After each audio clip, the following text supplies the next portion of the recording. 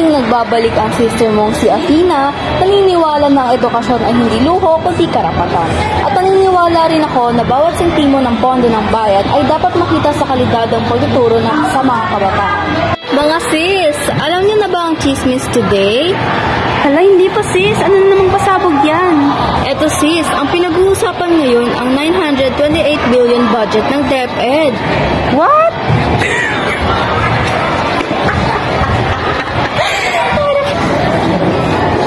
What? Grabe, ang laki ng sis. Pero teka, sapat na ba yan para sa mga guro at mag-aaral?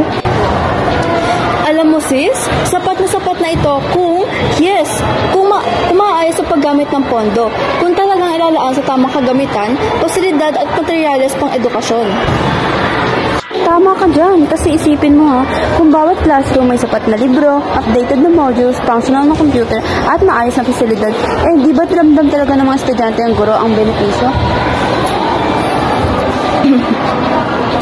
Exactly sis, pero ito ang tanong, ramdam ba talaga ng lahat ang pondo na yon?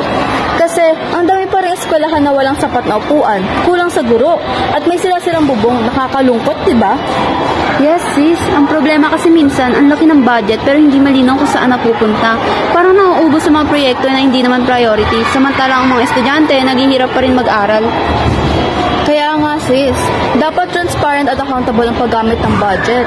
Imagine kung bawat piso ng 928 billion ay nakikita natin sa mali na proyekto, tulad ng modernong classrooms, training ng mga guro, at libreng learning materials. Nako sis, ibang level talaga yun. At kung maayos ang sistema, hindi lang sa estudyante ang makikinabang, pati guro. Mas may engganyo magturo dahil may sapat na sweldo, may training at hindi na kailangang gumastos pa muli sa sariling bulsa para sa chalk o bond paper. Kaya mga sis, ang 928 billion na budget ng DepEd, sapat yan, sobra pa nga. Kung tama ang pamamahala, pero kung puro sayang, korupsyon at maling paglalaan, naku, kahit 1 trillion pa, kulang pa rin. So sana magising na ang lahat, lalo na ang mga nasa posisyon na ang edukasyon ay hindi dapat tinitipid at hindi dapat pinaglalaroan kasi sis, future ng bansa ang nakataya.